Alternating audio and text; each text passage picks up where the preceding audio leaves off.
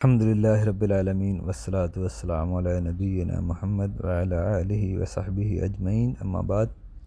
حیض اور نفاس کے احکام دیکھیں۔ حیض ہوتا ہے جو ہر ماہ عورت کو 5 یا 6 دن کے لیے آتا ہے، اور نفاس بچے کی پیدائش کے بعد جو خون ہوتا ہے اس کو نفاس ہم کہیں گے۔ احکام دونوں کے تقریباً ایک جیسے ہی ہیں۔ جو چیزیں حالت حیض میں منع ہیں وہی نفاس میں بھی منع ہے۔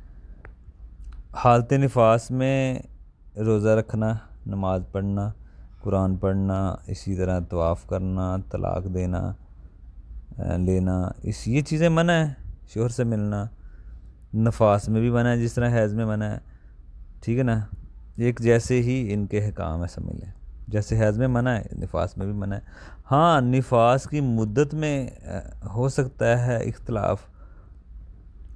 بعض اہل علم کہتے ہیں زیادہ سے زیادہ 40 دن مدت ہے بیان کی گئی ہے، اس کے بعد استحاضہ میں چیز آئے گی، اکاؤنٹ کریں گے۔ بعض آگے بھی گئے ہیں، 40 کے اوپر بھی 10-20 دن گئے ہیں۔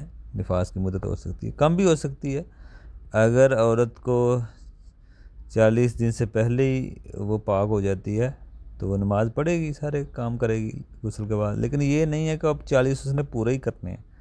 20-30 دن بھی ہو سکتے ہیں، 30 دن میں عورت پاک ہو جائے، غسل کر کے نماز پڑھے گی۔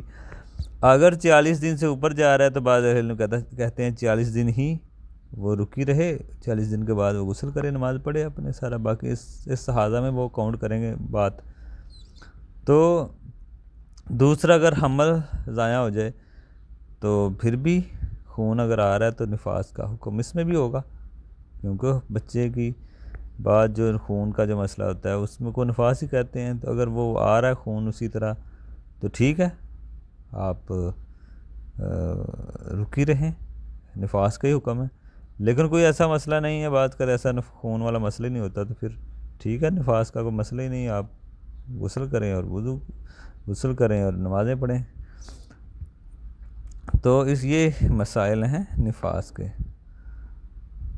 اور اس میں بھی نماز روزہ نہیں ہوتا نفاس میں، جس طرح حیض میں نہیں ہوتا، یعنی کہ اس میں اتنا خاص کو فرق نہیں ہے۔ یہ جیسے حیض کا آپ نے مسائل سمجھے ہیں، نفاس کے بھی یہی ہیں۔ مدت کی بات میں نے واضح کر دی ہے، مدت کا اس میں فرق ہو سکتا ہے تھوڑا بہت۔